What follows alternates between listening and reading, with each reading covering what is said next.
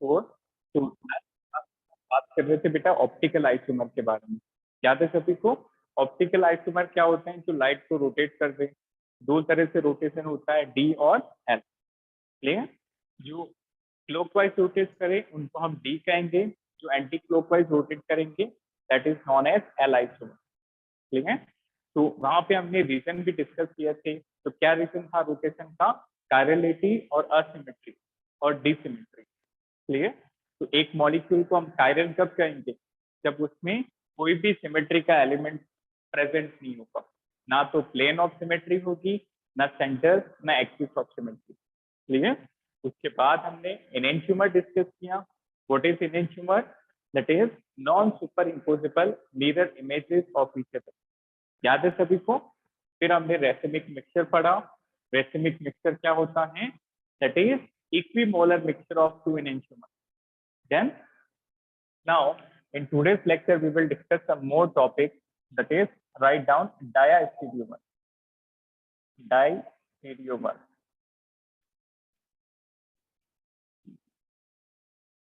Diastereomer.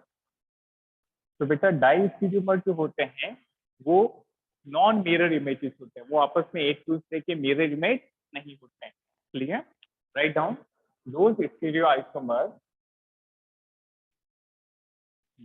stereoisomers, which are those stereoisomers which are not mirror images of each other, which are not mirror images of each other, जो आपस में एक दूसरे के mirror image नहीं। Done? Now condition क्या होती है बेटा डाइस्टीरियोमर की? याद रखना, कब कोई कंपाउंड डाइस्टीरियोमर बन सकता है? दो कंडीशन होती है, या तो वो ज्योमेट्रिकल आइसोमर हो तो डाइस्टीरियोमर बन जाएगा। फर्स्ट कंडीशन इज इधर that is in form of geometrical isomer, और दूसरा होता है बेटा कम से कम दो कायरल कार्बन होनी चाहिए, दो कायरल कार्बन। सिर्फ इन्हीं केसेस में कंपाउंड डायस्टीरियोमर बन सकते हैं। The first condition, if it is geometrical isomer it can be diastereomer. दूसरी condition, if it contain at least two chiral carbon. Then अब देखो आज के लेक्चर में हम देखेंगे कि किस तरह से इनेंटियोमर आइडेंटिकल और डायस्टीरियोमर रिलेट करते हैं। कैसे पता करते हैं कि आपको दो कंपाउंड मिल जाए, कौन से इनेंटियोमर हैं, कौन से आइडेंटिकल हैं और कौन से डायस्टीरियोमर हैं? राइट डाउन आइडेंटिफिकेशन और हाउ टू आइडेंटिफाई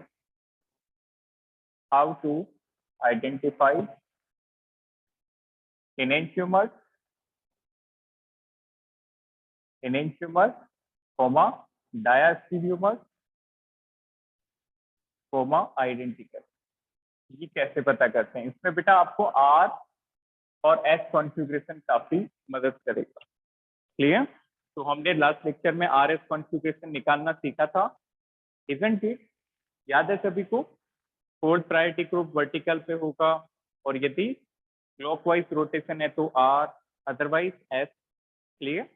तो let us discuss how to identify. First case हम लेंगे, if molecule contain one chiral carbon. यदि मॉलिक्यूल में सिर्फ एक ही कायरल कार्बन है, it is very simple to relate these isomers. कौन से डायस्टीरियोमर होंगे, कौन से इनेंटियोमर होंगे और कौन से identity. Now let's suppose molecule में सिर्फ एक ही कायरल कार्बन। आप R का इमेज बनाओ, बेटा एक R है, दूसरा R है। दो मॉलिक्यूल लिए, दोनों में कायरल कार्बन है एक एक। पहले वाले मॉलिक्यूल में भी R आ रहा है, दूसरे वाले में भी R आ रहा है, सेम है। इसका मतलब कोई भी डिफरेंस नहीं होगा, तो ये क्या हो जाएंगे? आइडेंटिकल। आया समझ में? यदि दोनों मॉलिक्यूल में कॉन्फ़िगरेशन R होगा तो आइडेंटिकल। दूसरा देखो, first case. Second case SS होगा तो भी क्या हो जाएगा? Identical, like that. Third case क्या बनेगा? R का आर के साथ एस आ रहा है तो बनेगा एनेंशियोमर। आर का मिरर इमेज याद रखना बेटा एस होता है। यहाँ पे हम सिंपली मिरर इमेज की बात नहीं कर रहे हैं, एक्चुअली आर और एस की टर्म में बात कर रहे हैं। यदि कोई मॉलिक्यूल आर में है और दूसरा मॉलिक्यूल एस में है तो ये आपस में दोनों मॉलिक्यूल क्या होंगे, मिरर इमेजेस। तो ये क्या हो जाएगा, एनेंशियोमर। इसी तरह से फोर्थ केस बताओ आप खुद से, यदि एस का आर आ रहा है, what is this, again enantiomer. आया समझ में, इट इज एनेंशियोमर। तो एक कायरल कार्बन होगा तो बहुत आसान है आइडेंटिफाई करना। अब देखो दूसरा, if molecule contain two chiral carbon, यदि मॉलिक्यूल में दो कायरल कार्बन होंगे तो कैसे पता करेंगे। देखिए ध्यान से, focus on both. First case, R का आर, ध्यान से समझना, दोनों कार्बन का कॉन्फ़िगरेशन आर आर है और दूसरे मॉलिक्यूल में भी दोनों कार्बन का कॉन्फ़िगरेशन आर आर है। तो what is this, anyone? Identical. Very good, identical होगा, बिल्कुल सही है। अच्छा मान लो दूसरा केस, सेकंड केस ध्यान से समझना, आर आर है और दूसरे मॉलिक्यूल में एस एस है, what is this? Mirror image बन रहा है, आर का एस आर का S, what is this, enantiomer. Mirror image है तो एनेंशियोमर हो जाएंगे। अच्छा मान लो ना तो मिरर इमेज बने ना ही आइडेंटिकल हो, तो क्या हो जाएंगे, डायस्टिफिकल। आया समझ में। जैसे तीसरा case, let us discuss third case, R R और आर एस आ जाए तो देख के बताओ, are they identical? No. Identical कब होता, जब आर आर के साथ क्या होता, R R. Are they mirror images? No. Mirror images में उल्टा कर दो, आर का एस आर का एस, तो एस एस होता तो मिरर इमेज बनता। ना तो आइडेंटिकल है ना एनेंशियोमर है, तो ये होंगे क्या, एनेंशियोमर। कि डायस्टेरियोमर, डायस्टेरियोमर। क्लियर, कंफ्यूज नहीं होना, this is diastereomer, like that. Clear. कुछ एग्जांपल आप खुद से करके बता सकते हैं, देखिए। ठीक, ये वाले बताओ। Next, focus on fourth, fourth example, this is S R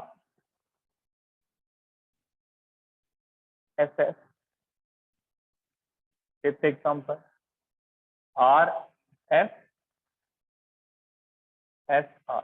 बताओ फोर्थ क्या होगा, डायस्टीरियोमर। वेरी गुड, डायस्टेरियोमर होगा। ना तो आइडेंटिकल है ना इनेंशियोमर है, तो क्या हो जाएगा, diastereomer. Last one, last one number 5 क्या बनेगा। देखो दोनों मिरर इमेजेस हैं आपस में, आर का क्या बन रहा है, एस। एनेस्टोमर। वेरी गुड, एस का क्या बन रहा है, आर, तो ये बन जाएंगे इनेंशियोमर। Very good. तो इसका मतलब अब हम आइडेंटिफाई कर पा रहे हैं, चाहे एक कायरल कार्बन होगा या दो होगा। देखो हमने ये मेंशन किया था कि डायस्टेरियोमर के लिए कम से कम कितने कायरल कार्बन होने चाहिए, दो। यहाँ पे हम देख सकते हैं, जब एक कायरल कार्बन में हमने देखा तो कहीं पे भी हमने डायस्टेरियोमर नहीं लिखा, या तो आइडेंटिकल हुए या फिर दो कायरल कार्बन में आइडेंटिकल भी हैं, एनेंशियोमर भी हैं और diastereomer. Noted down.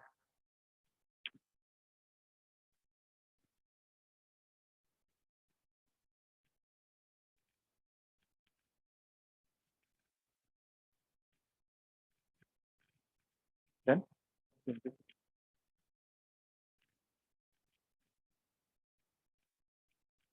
Fine. Next is conformational isomer. इसका एग्जांपल देख लेते हैं कैसे पता करते हैं। Before conformational isomer,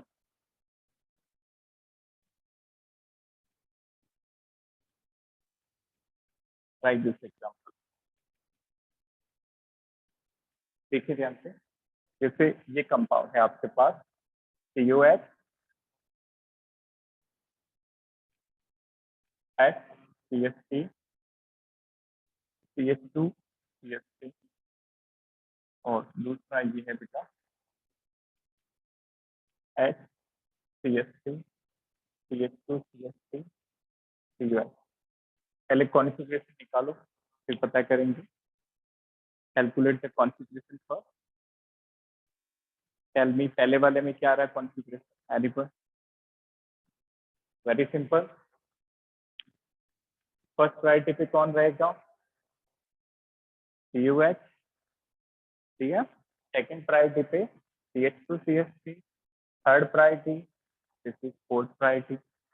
fourth priority vertical पे है, तो जो आ रहा है वही कॉन्फ़िगरेशन रहेगा। तो 1 से 2, 2 से 3 कौन सा कॉन्फ़िगरेशन है? एस। आया समझ में? एंटी क्लॉकवाइज चलें।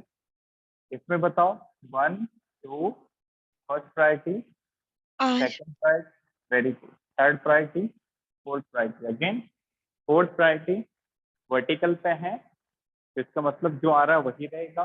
रोटेशन कराओ 1 से 2, 2 से 3, तो ये हो गया आर। तो बताओ क्या हो गया इनका रिलेशन? एफ और आर। enantiomer, एग्जैक्टली, आया समझ में? एस का इमेज क्या बन रहा है? आर बन रहा है, तो ये बन गए इनेंशियोमर। मान लो एस के साथ एक और मॉलिक्यूल एस होता तो वो क्या हो जाते? Identical. identical. These are enantiomers of each other. Enantiomers of each other. तो अब आगे बढ़ते हैं लास्ट टाइप ऑफ आइसोमर की तरफ, that is conformational isomer. Right now conformational isomer.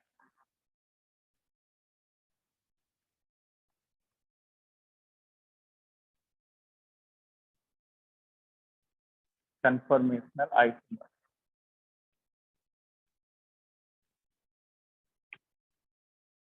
इसकी डेफिनेशन लिखेंगे, फिर हम इसको स्टेप वाइज देखेंगे।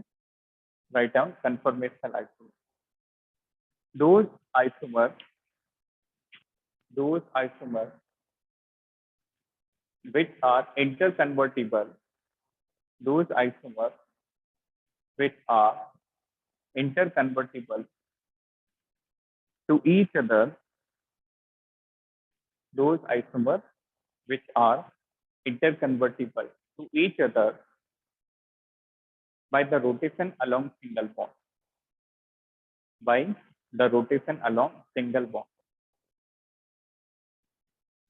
I am repeating, those isomers which are interconvertible to each other by rotation along single bond. यदि single bond के अलोंग रोटेट करेंगे तो वो आपस में एक दूसरे में कन्वर्ट हो जाए। ठीक है, तो ये बात होगी कन्फर्मेशनल आइसोमर की। अब इसके टाइप देखेंगे, उससे पहले बेटा यहाँ पे हम देखेंगे स्ट्रेस को और स्ट्रेन को। कितने स्ट्रेन होते हैं, कितने टाइप के स्ट्रेन होते हैं जो मॉलिक्यूल को अनस्टेबल बनाते हैं। Clear? Now focus on board. तो if we talk about conformational isomer, इसमें दो फॉर्म होती है। यहाँ पे हम न्यूमैन प्रोजेक्शन से डील करेंगे। क्लियर? देखिए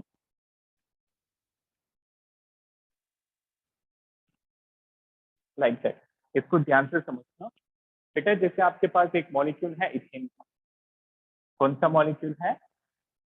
इथेन का। इथेन का फॉर्मूला क्या होता है?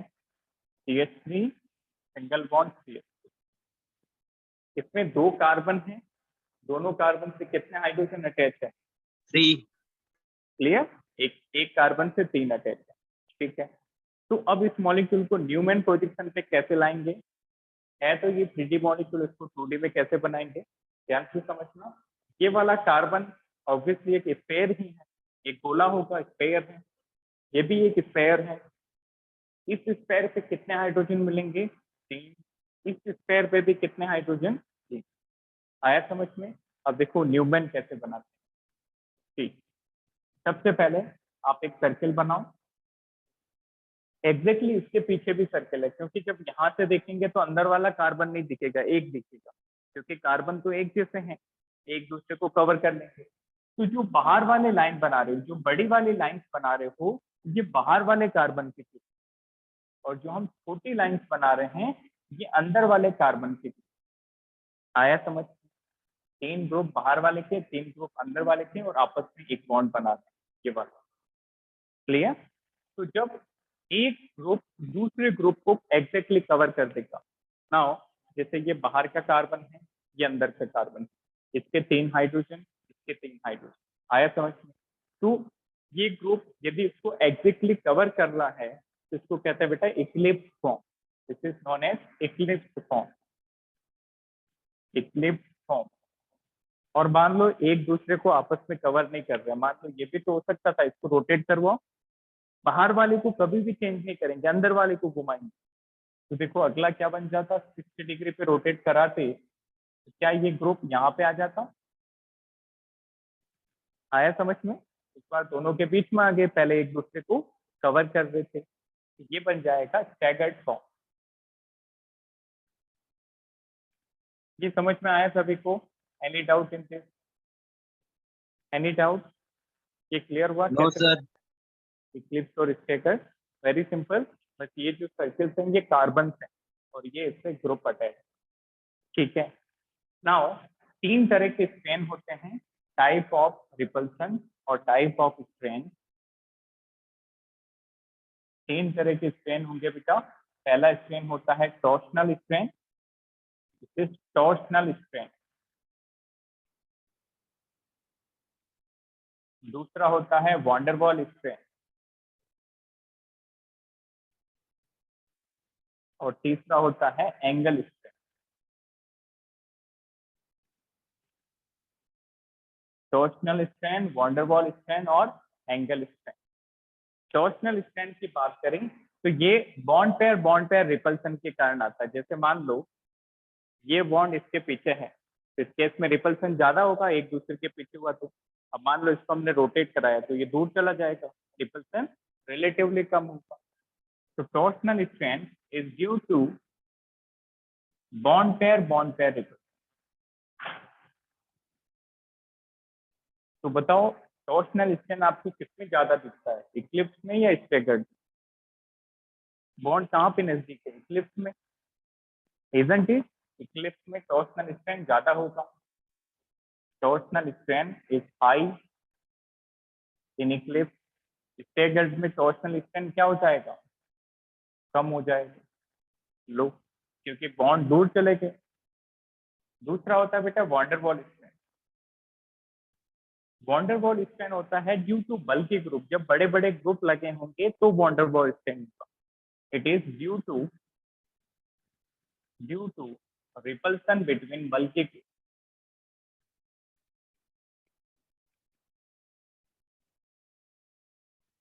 Due to repulsion between bulky group, बड़े बड़े ग्रुप से रिपल्सन होगा, दैट इज वॉन्डरवॉल। तीसरा होता है angle strain. Angle strain angle की वजह से होता है, due to angle, due to difference in angle. यदि आइडियल से एंगल डेविएट होता है तो एंगल स्ट्रेन आएगा। ये याद रखना, टॉर्शनल स्ट्रेन मतलब बॉन्ड पेयर के कारण, वांडरवॉल स्ट्रेन मतलब बल्कि ग्रुप के कारण, और एंगल स्ट्रेन का मतलब एंगल के डिफरेंस के कारण। स्टैगर्ड कौन सी होती है, जब एक ग्रुप दूसरे को कवर नहीं करे। इक्लिप्स कौन सी होगी, जब एक ग्रुप दूसरे को कवर करे। Note it down.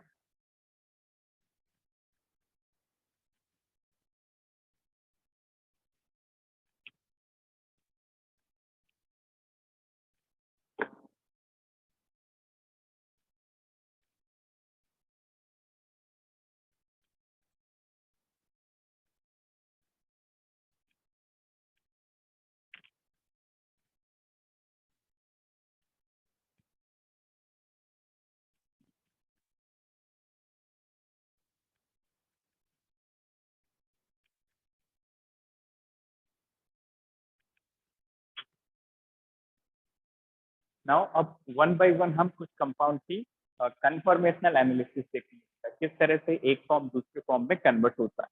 Got it? तो write down conformational analysis of ethane. सबसे पहले हम इथेन के कन्फॉर्मर्स ड्रॉ करेंगे।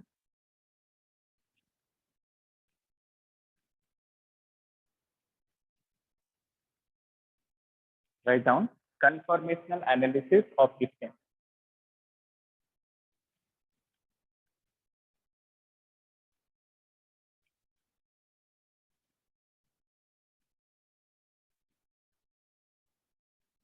इथेन का conformational analysis. Now focus on board.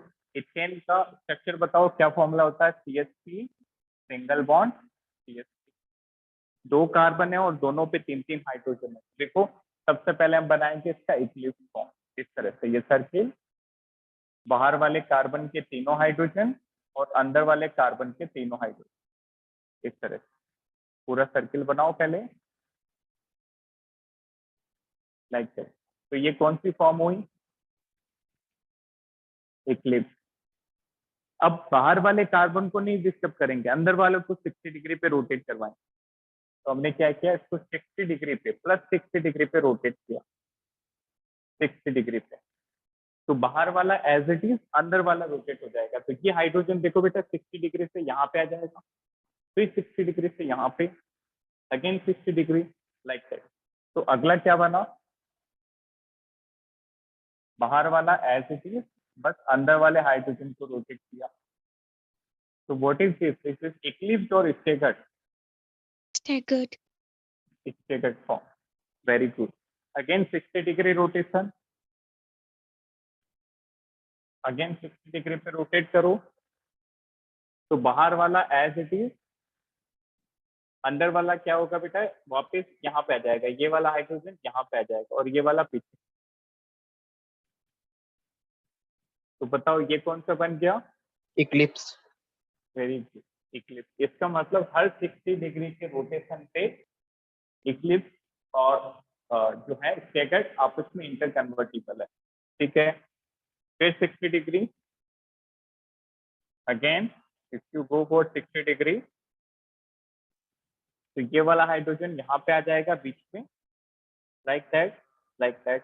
This is again staggered. Again, if you go for 60 degree, again you will get eclipse.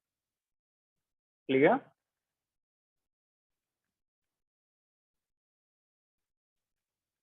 Like that. This is eclipse. तो बताओ अभी तक हमने टोटल कितना rotation किया? 60, 60, 60, मतलब 180, 60, 240, एक और करो 60। तो बताओ अभी तक कितना रोटेशन हो गया ओवरऑल?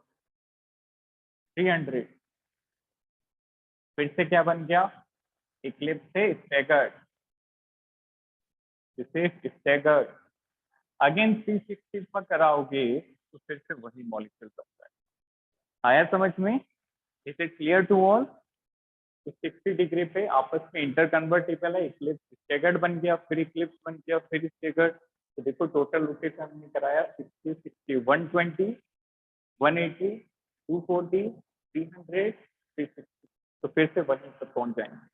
क्लियर? तो कैन यू टेल मी बेटा, इथेन का जो कन्फर्मर है इसके अंदर, इक्लिप्स के अंदर कौन सा स्ट्रेंथ ज्यादा लग रहा है? टॉर्शनल ज्यादा है या कम होगा? ज्यादा होगा। याद है, क्योंकि इक्लिप्स में तो बॉन्ड क्या रहते हैं, पास पास। आया समझ में? इसी तरह से स्टेगर्ड में टॉर्शनल क्या होगा, कम होगा। Low. वेरी गुड, लो। वॉन्डरवॉल यहाँ पे लगेगा नहीं, क्योंकि छोटे छोटे ग्रुप हैं, बल्कि ग्रुप। यहाँ पे मिथाइल ग्रुप होता तो वॉन्डरवॉल रोल में आता। तो वॉन्डरवॉल इसमें भी 0, इसमें भी 0, और यहाँ पे एंगल स्ट्रेंथ नहीं लगता। तो बताइए कौन सा ज्यादा स्टेबल होगा, स्टेगर्ड या इक्लिप्स? जिसमें इक्लिप्स। रिपल्सन, जिसमें रिपल्सन कम होगा। इक्लिप्स में तो टॉर्शन ज्यादा है, इसके कारण रिपल्सन ज्यादा है, तो स्टेबिलिटी क्या होगी इसकी, कम। स्टेगर्ड में रिपल्सन क्या है, वॉन्डरवॉल दोनों भी 0 है, इसमें टॉर्शनल मिनिमम, ज्यादा स्टेबल होगा। ठीक है? तो यदि हम कन्फर्मर देखें स्टेबिलिटी, तो इथेन के कन्फर्मर बेटा स्टेगर्ड ज्यादा होता है इक्लिप्स।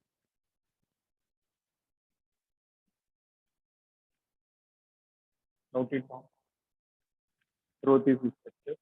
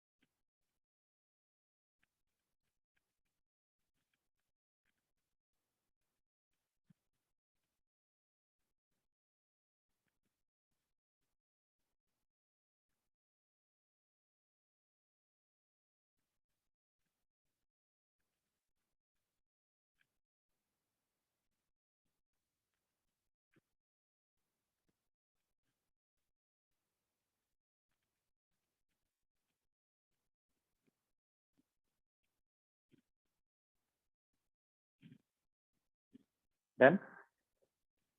नेक्स्ट, इसी तरह से आपको बाकी के भी कन्फर्मर ड्रॉ करने होंगे। जैसे एक और देखते हैं बेटा, next is conformers of butane. Butane की कन्फर्मर,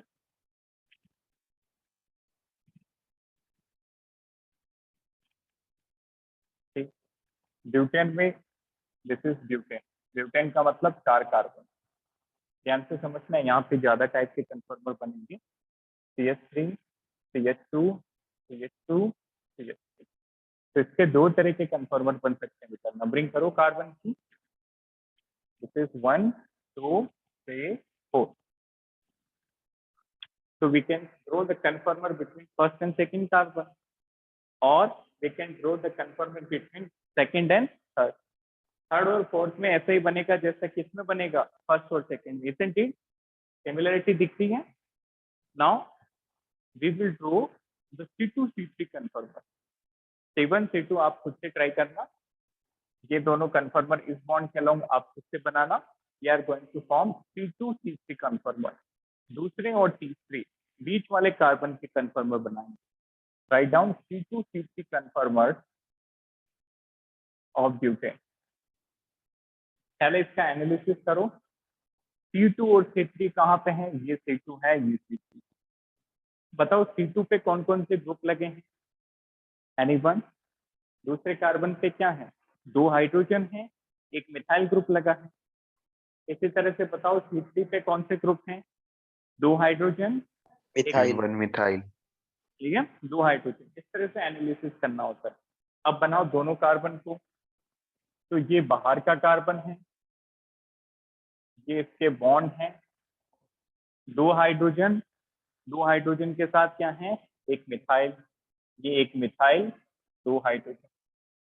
अंदर वाला कार्बन बनाओ। सबसे पहले हम इक्लिप्स से स्टार्ट करेंगे। एक methyl, 2 hydrogen. Any doubt up to this? तो ये कौन सा फॉर्म है? इक्लिप्स की स्टैगर्ड? इक्लिप्स।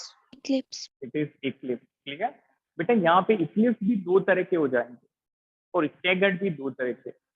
इक्लिप्स 2 तरह के कैसे होंगे? यदि बड़ा वाला ग्रुप बड़े वाले को कंप्लीटली कवर कर रहा है तो फुली इक्लिप्स होगा। यदि बड़ा वाला ग्रुप बड़े वाले को कवर नहीं करेगा वो पार्शियल इक्लिप्स होगा।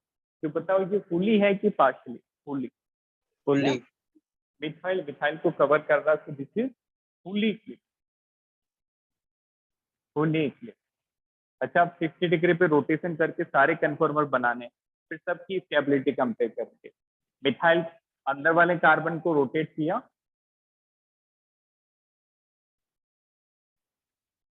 तो देखो मिथाइल बाहर का तो एज इट इज रखना है, अंदर वाला यहाँ पे आ जाएगा। मिथाइल मिथाइल में 60 डिग्री का बॉन्ड एंगल बन गया। ठीक है, ये कौन सा हुआ? स्टेगर्ड या फिर स्टैगर्ड। Staggered. स्टेगर्ड? अब याद रखना, इक्लिप्स में 2 कौन से थे? फुल्ली और पार्शियली। ये समझ में आया? स्टेगर्ड में भी 2 होते हैं, गॉस और एंटी। गॉस कन्फर्मर वो होता है जहाँ पे बड़े ग्रुप 60 डिग्री पे होंगे। तो this is what, this is staggered के अंदर ये गॉस कन्फर्मर। This is Gauss कन्फर्मर। अब फिर से 60 डिग्री पे रोटेट करवाओ। देखो ये वाला कार्बन रोटेट होके यहाँ पे आ जाएगा, ये हाइड्रोजन इधर दूर तक। CH3 H H H CH3 H। बताओ इक्लिप्स या फिर स्टैगर्ड? Eclipse. इक्लिप्स के अंदर फुली या partial? Partial. Partial. Very good, क्योंकि इस बार मिथाइल ग्रुप मिथाइल को कवर नहीं कर रहा है। Getting my point? बड़ा ग्रुप बड़े को कवर करना चाहिए। तो ये इक्लिप्स में हो गया पार्शियल इक्लिप्स। ठीक है, फिर से 60 डिग्री का रोटेशन दो इसको, क्या बन जाएगा?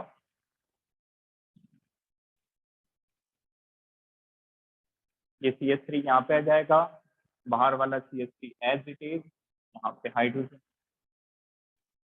नाउ इट इज स्टैगर्ड और eclipse? Staggered. Staggered. Very good.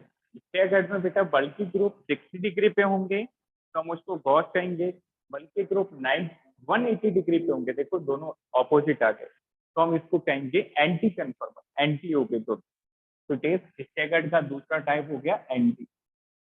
अब ये 4 टाइप हो गए, अब बाकी सारे रिपीट होते जाएंगे। अब देखो फिर से 60 डिग्री पे रोटेट करो, ये CH3H बार वाला एच अंदर वाले को रोटेट करवाओ, CH3 यहाँ जाएगा, H यहाँ पे, एक H यहाँ पे। बताओ इक्लिप्स की status? partial eclipse, very good, partial Eclipse. इस बार इक्लिप्स में कौन सा बन गया? Partial, very good.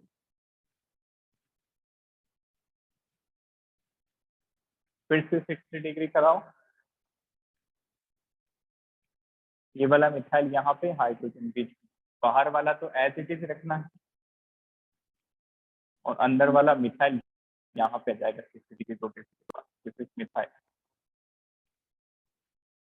CH3H8। So now what is this? Gauss. Very good, Gauss conformer। इस बार बल्कि ग्रुप 60 पे आ गया, this is Gauss conformer। Note down. Stability की बात करें तो स्टेबिलिटी ऑर्डर आप याद रखना बेटा। स्टेबिलिटी सबसे ज्यादा स्टेबल जो है वो एंटी होता है, एंटी के बाद गॉस कन्फर्मर, गॉस के बाद आता है नंबर पार्शियली इक्लिप्स का, पार्शियली इक्लिप्स, और सबसे कम स्टेबल होता है fully. Note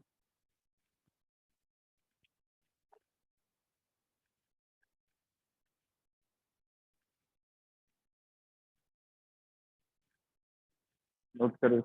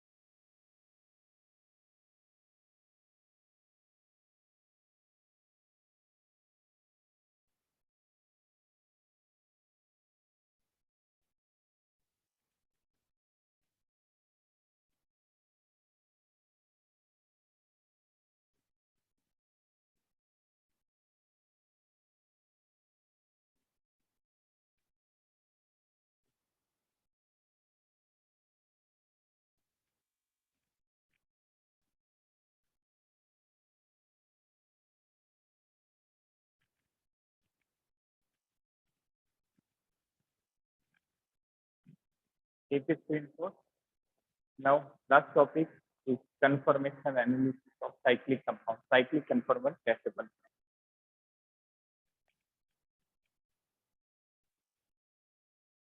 Take a screenshot।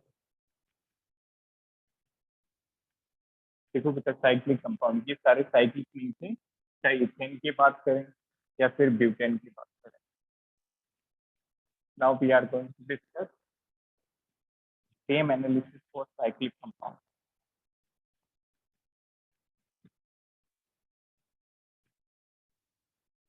Conformational analysis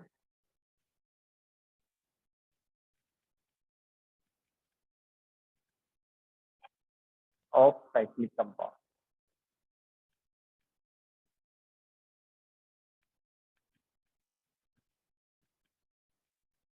ठीक, साइक्लिक कंपाउंड में क्या होता है ध्यान से समझना। सबसे पहले बात करेंगे बेटा साइक्लोप्रोपेन। साइक्लोप्रोपेन का मतलब 3 कार्बन के साइकिल, तो इसमें जैसा हम बनाते हैं बिल्कुल वही फॉर्म होता है, इस तरह से एक ट्राइंगल की फॉर्म। क्लियर, ऐसे ही बनाते थे साइक्लोप्रोपेन।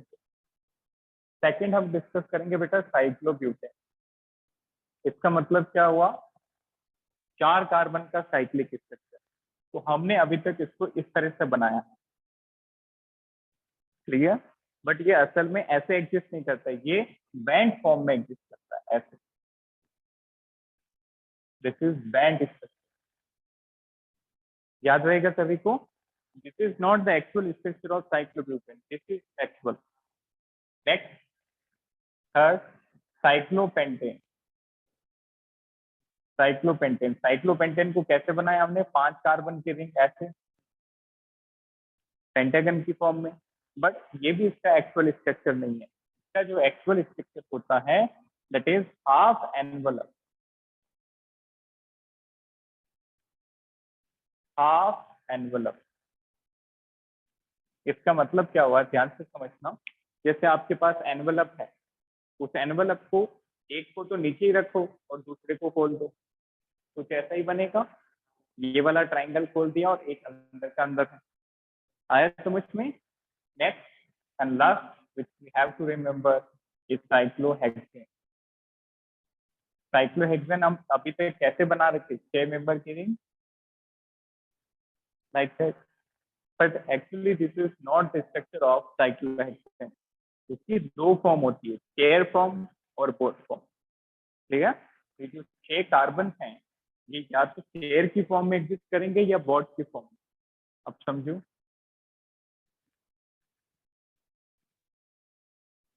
सबसे पहले हम बना रहे हैं बोट। 6 कार्बन दिख रहे हैं आपको, first, second, third, fourth, fifth, six. तो ये चेयर है या बोट है, बोट, बोट की फॉर्म में है, बोट फॉर्म। चेयर कैसे बनेगी देखो,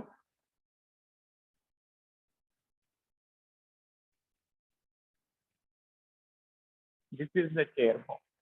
आया समझ में, बन गई चेयर, तो दिस इज चेयर फॉर्म। आपको भी लग रहा होगा क्या क्या फॉर्म बनाते हैं ये ऑर्गेनिक कंपाउंड। चलिए, दिस इज चेयर फॉर्म। इसके 6 कार्बन काउंट कर पाओगे, बहुत सिंपल है, पहला, दूसरा, तीसरा, फोर्थ, फिफ्थ। आया समझ में, चेयर एंड बोर्ड फॉर्म। अब बताओ कौन से इक्लिप्स है और कौन से स्टेगर्ड है, ध्यान से समझना। बोर्ड में देखो ये वाला ग्रुप इसके जस्ट पीछे है, मतलब इक्लिप्स हो गया। चेयर में ये ग्रुप इसके ऑपोजिट है, मतलब क्या हो गया, स्टेगर्ड। तो इन दोनों में ज्यादा कौन सा स्टेबल होगा, यानी Staggered. वेरी गुड, स्टेगर्ड होगा, बिल्कुल सही है, क्योंकि ये ग्रुप आपस में पास पास में तो रिपेल करेंगे। तो बोर्ड फॉर्म जो होती है this is less stable as it is eclipse, this is more,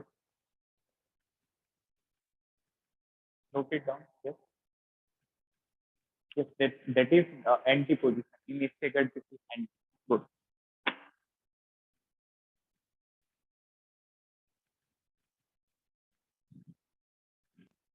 Note it down.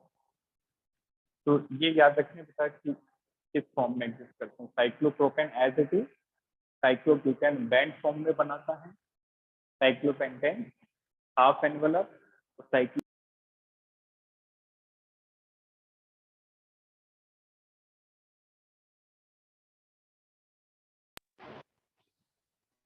एक स्क्रीन को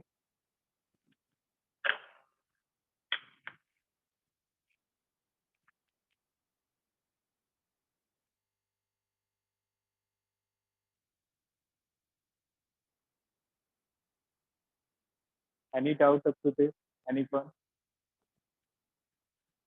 No, sir. Fine. So that is all about isomer. तो इसका क्विक रिवीजन देखें तो बेटा आइसोमर में हमने काफी टाइप के आइसोमर देखे। सबसे पहला स्ट्रक्चर और उसको डिवाइड किया स्टीरियो में। स्ट्रक्चर के अंदर हमने functional, Meta, chain, position, ring chain, tautomer discuss किए। कन्फर्म इधर स्टीरियो के अंदर 2 टाइप थे, कॉन्फ़िगरेशनल और कन्फर्मेशन। कॉन्फ़िगरेशनल में हमने क्या डिस्कस किया, ऑप्टिकल और ज्योमेट्रिकल, क्लियर। और इधर हमने कन्फर्मेशनल में आज डिस्कस किए staggered, Eclipse, full Eclipse, partial Eclipse, cross and anti confirm. और वहां पे ज्योमेट्रिकल में कौन कौन से टाइप देखे हमने, cis trans, E Z, syn anti. Getting my point. और ऑप्टिकल में कौन से थे? DL आइसोमर और RS configuration, enantiomer, racemic mixture और diastereomer. Okay, so any doubt to anyone, Suveni, Sahaj, No, sir. Aditya and Jit? Fine. तो यहाँ से बेटा हम नेक्स्ट क्लास में डिस्कस करेंगे। तो आपकी डेट डिसाइड हुई बेटा पेपर की? डेट इज डिसाइडेड और नॉट? Jagpreet, Yes, sir. अभी एग्जाम की डेट डिसाइड हुई आपकी 11th की? No, sir. टर्म 1 की डेट नहीं है। यू आर फ्रॉम सीबीएसई और JK board? State. State. Okay okay okay. सुवेनी, you are Yes, also from JK board? You are also from JK board? CBSE. CBSE. So I think अभी 11th की date fix नहीं आई, isn't it? Yes, sir. ठीक है। So as far as syllabus, we have completed most of the syllabus of, that is first, you can say year 1 पहले part का हमने term 1 का syllabus कर लिया है। एक बच्चा प्योरिफिकेशन ऑफ ऑर्गेनिक कंपाउंड, वो भी कर लेंगे, उसको भी छोटा सा टॉपिक है। बाकी अदरवाइज जो मेन टॉपिक थे, as per term 1 we have completed the whole syllabus. Now we are going to discuss remaining chapter from tomorrow. ठीक है, तो अब आप टर्म 1 के चैप्टर का बेटा रिवीजन करिए और बाकी जो भी हम चैप्टर पैरेलली करते जा रहे हैं उनको भी साथ साथ पढ़िए, because in overall need you have to face all the chapter. ठीक है, ये टर्म 1 टर्म 2 तो टेम्पररी है, but ultimate goal is NEET. इनकी भी तैयारी करो, साथ साथ जो हम टर्म 2 के और बाकी चैप्टर पढ़ेंगे उनको भी साथ साथ पढ़ते रहेंगे। ठीक है, यहाँ से हम नेक्स्ट क्लास में नया चैप्टर स्टार्ट करेंगे। Thank you, have a nice